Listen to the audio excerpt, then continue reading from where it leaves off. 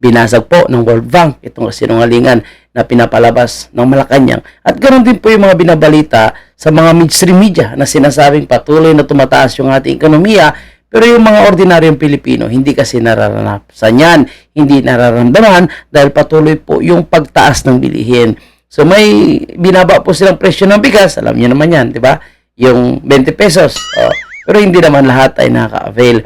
At dahil daw po sa pagtaas ng ekonomiya, sabi nga po ni Claire Castro, ay bumababa rin daw yung mga may hirap sa ating bansa at ramdam daw po yan ng lahat ng mga Pilipino.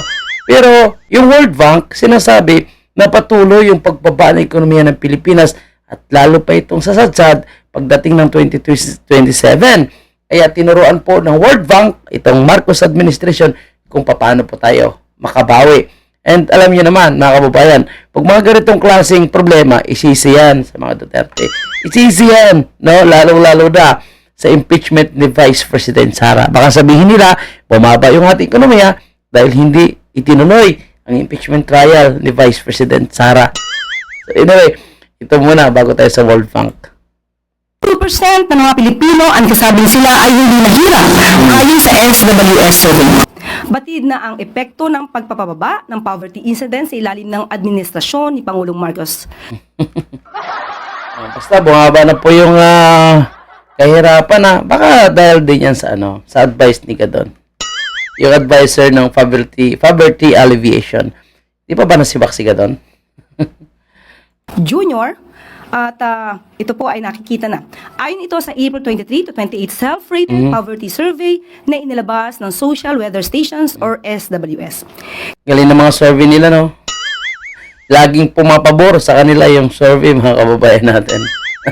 Pero ang totoo, hindi naman ganun eh. Tinukoy ng Presidente bilang mga pangunahing sanhi ng pagbaba ng poverty incidence sa bansa ang mga programa para sa improvement ng food availability Ayuda. and affordability, education at social welfare.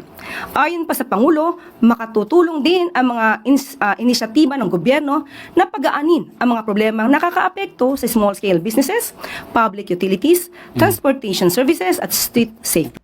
Ano ba nagbago dyan? Mas nagmahal ngayong bilihin, mas naghirap ngayong buhay, pero marami pa yung nagsasabing sila ay nakaangat sa buhay. Baka malakas yung bintahan ng pulburon. Baka yung mga yan, nagbibenta ng pulburon, kaya biglang yumaman. Bumaba din sa record low na 8% ang mga Pilipino nagsasabi na sila ay borderline poor.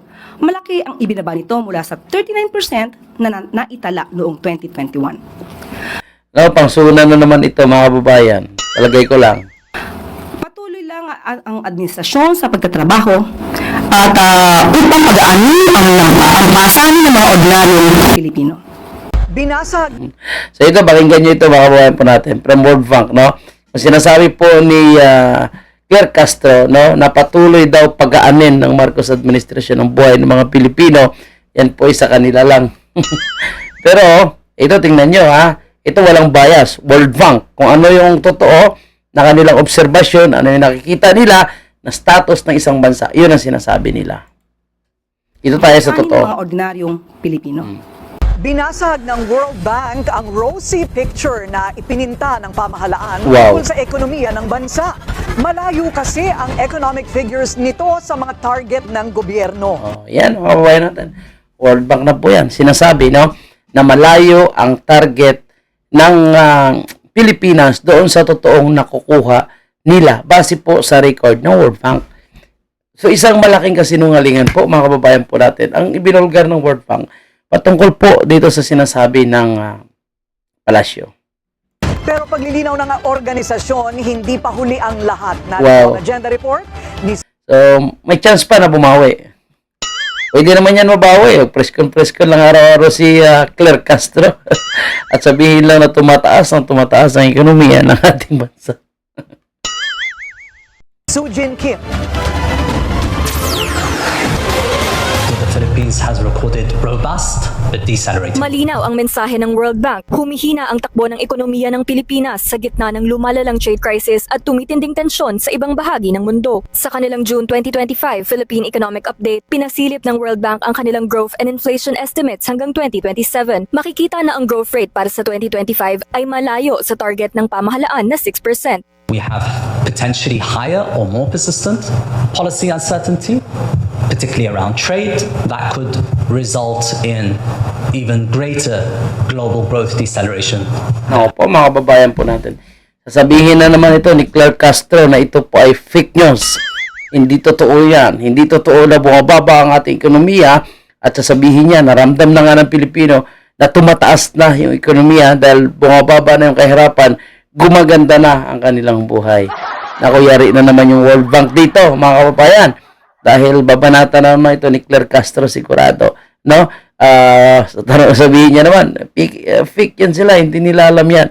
Hindi sila sa Pilipinas, kaya hindi nila alam na umangat na yung ating ekonomiya. Pero mga kababayan po natin, dapat yung mga ganitong klaseng balita po, yung sinasabi nila, para alam ng taong bayan. Kasi lalong tinatakpan po nila yung mga nangyari sa ating bansa, lalo po nahahalata, lalo po silang hindi nakapanipaniwala. Dahil iba kasi yung sinasabi nila sa totoong nangyayari on the ground, lalong-lalo na po sa issue ng kahirapan. Yung hirap na naramdaman ng mga Pilipino. Kahit sino ngayon, no, makakausap mo laging sasabihin, krisis ngayon, ang hirap ng buhay. Ito sinasabi ng World Bank, no, na malayo yung target natin, malayo doon sa totoong na-achieve ng gobyerno natin.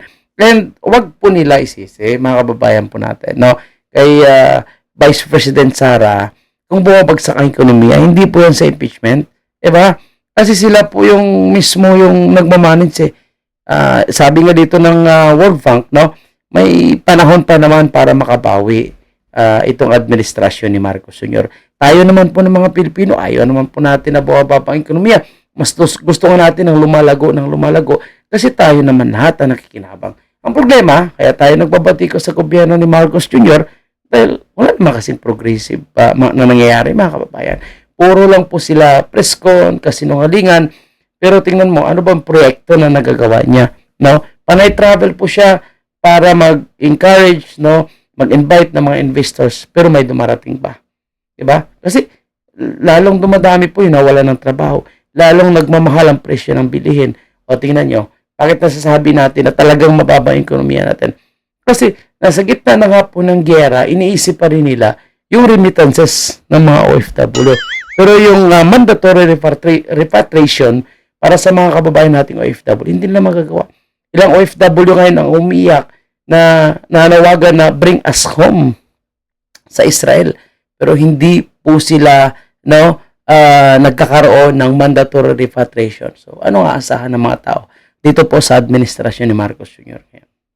Expected. Ayon sa kanilang senior country economist, bukod sa global policy uncertainty, bunsod ito ng mabagal na takbo ng exports at paghina ng mga industriya sa bansa.